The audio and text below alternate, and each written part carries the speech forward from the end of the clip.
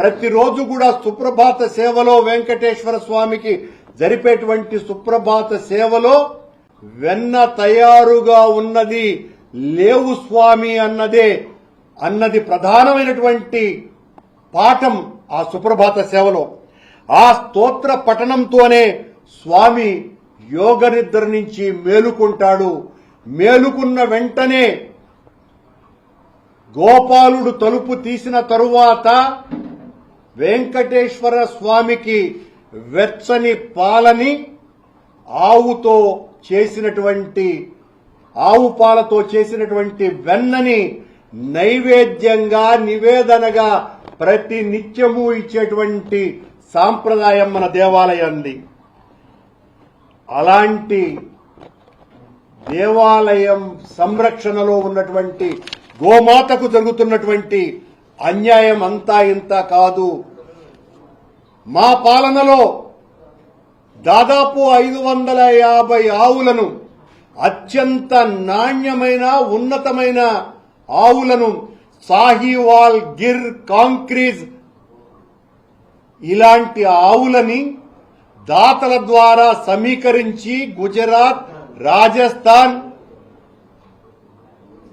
ఇలాంటి పంజాబ్ నుంచి ఆ ఆవులను దాతల ద్వారా సమీకరించి వెంకటేశ్వర స్వామికి అనునిత్యము 1500 లీటర్ల పాలును అన్నప్రసాదాల వినియోగం కోసమని, అక్కడ జరిగేటువంటి అనేక కైంకర్యాల కోసమని ఈ స్వచ్ఛమైనటువంటి ఆవులతోనే స్వామివారికి నివేదన చెయ్యాలా అన్నటువంటి మహత్తరమైనటువంటి ఆలోచనతో మా జగన్మోహన్ రెడ్డి గారి పాలనలో ఆలోచన చేసి 550 ఆవులని రైల్వే మంత్రితో నేరుగా ఆనాటి అధికారులు చర్చించి రైల్వే వ్యాగన్ల ద్వారా వాటిని ఇక్కడికి తరలించి వాటిల సంరక్షణ కోసమని పెద్ద ఎత్తున మేము కార్యక్రమాలు చేస్తే ఆ ఆవులకు పుట్టిన దూడలు, ఆ ఆవుల దుస్థితి ఈ రకంగా ఉన్నది.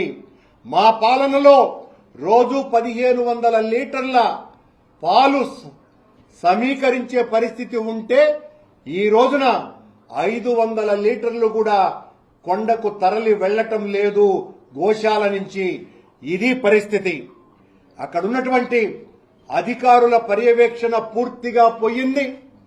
లేగ దూడలను పట్టించుకునేవాడు లేడు, చూడి దూడలను పట్టించుకునేటువంటి వాడు లేడు. మాయ బిడ్డలు కన్నప్పుడు వస్తే ఆ మాయను ఏం చేయాలో తెలియదు. ఆ మాయ యొక్క కంపు కొడుతూ ఉంటే అక్కడికి వచ్చేటువంటి భక్తులు తట్టుకోలేక విపరీతమైనటువంటి ఇబ్బందులు పడుతున్నారు. ఆవులకు పెట్టేటువంటి గ్రాసం అత్యంత పవిత్రమైనదేనని అందరూ వెండి పళ్ళాలలో సమర్పించుకుంటూ ఉంటే అక్కడ అనువైనటువంటి పరిస్థితులన్నీ కూడా ఉన్నప్పటికీ కూడా గోశాలలో వీళ్ల నిర్వాహకం కారణంగా చెత్తను వేసినట్టుగా ఆవుకు వేసేటువంటి గ్రాసం ఈ రోజున అక్కడ వేస్తున్నారు. ఆ ఆవులలో ఒక ఆవు, అందులోనూ కూడా అత్యంత ముఖ్యమైనటువంటి సాహివాల్ ఆవు గత కొద్ది రోజుల క్రితం నిండు చూలాలు పూర్ణ గర్భవతి అయినటువంటి ఆ గోమాత వీళ్ల దగ్గర నుంచి గోశాల నుంచి తప్పించుకొని వెళ్లి నేరుగా రైలు కింద పడి తల్లి బిడ్డ మరణించినాయంటే ఎంతగా వీటిల మీద పర్యవేక్షణ కరువైంది. దాని చెవులకు ట్యాగులు వేస్తారు. ఆ ట్యాగును కూడా ఆ చెవును కత్తిరించేశారంట అధికారులు.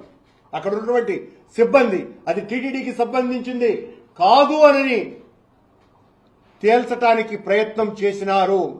ఇంత పవిత్రమైనటువంటి ఆవు పట్ల ఎంత నిర్లక్ష్యంగా వ్యవహరిస్తున్నది.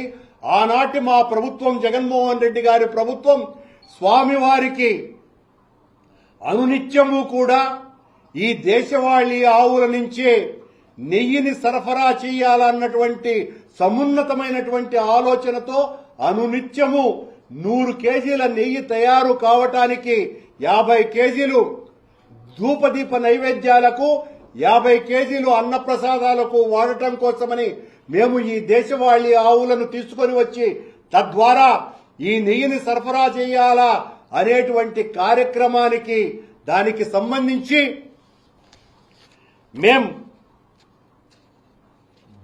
బైలోనా మెథడ్ లో అంటే కవ్వం ద్వారా చిలికేటువంటి సాంకేతిక పద్ధతి ద్వారా దాదాపు 5 కోట్ల రూపాయలు వెచ్చించి దానికి సంబంధించినటువంటి కార్యక్రమాలను కూడా మేం చేస్తే దాన్ని పట్టించుకునేటువంటి నాథుడు కూడా లేడు. పూర్తిగా దేశవాళీ ఆవులతోనే ఉదయంన ఈ నైవేద్యాలకు రోజంతా కూడా ధూపదీప నైవేద్యాలకు ఆ నెయ్యిని వాడాలా అని మేము నిశ్చయించి దానికి సంబంధించినటువంటి కార్యక్రమాలు అక్కడ చేస్తే ఇప్పుడు దాదాపుగా పూర్తిగా వచ్చినా కూడా ఇంతవరకు కూడా దాన్ని పట్టించుకున్నటువంటి నాథుడు లేడు.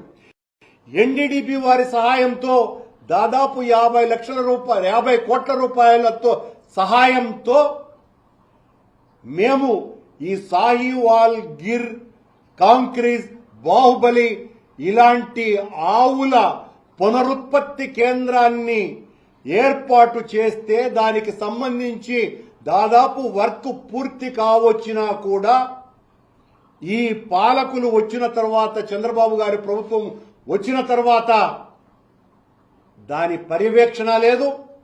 దాన్ని ఏ రకంగా పూర్తి చేయాలో తెలియకుండా అధ్వాన్నకరమైనటువంటి పరిస్థితుల్లోకి నెట్టివేశారు.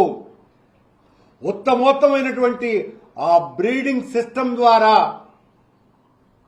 గో ఆధారిత అంటే ఫెర్టిలైజర్స్ లేకుండా చేసి గో ఆధారిత పంటల్ని ఉత్పత్తులు చేయటానికి ఆంధ్ర రాష్ట్రంలో ఒక సరికొత్త ఉద్యమాన్ని వెంకటేశ్వర స్వామి ఆలయం ద్వారా చెయ్యాలన్నటువంటి తపనతో ఆనాడు వైఎస్ జగన్మోహన్ రెడ్డి గారి పాలనలో బోర్డు అధికారులు అంతా కూడా తలచి ఈ ఎన్డీడీబీ ద్వారా సాక్షాత్తు ఎన్డీడీబీ చైర్మన్ ని తిరుపతికి పిలిపించి ఆయనతో మాట్లాడి ఈ రకమైనటువంటి ప్లాంట్ ను ఏర్పాటు చేసి సెంటర్ ఆఫ్ ఎక్సలెన్స్ ఏర్పాటు చేయడానికి మేము ప్రయత్నం చేస్తే దాదాపు 48 కోట్లు దాని మీద వెచ్చించాలని నిర్ణయించినారు. వాళ్లే ఇవ్వటం కూడా జరిగింది, ఎన్డీడీపీ వాళ్లే.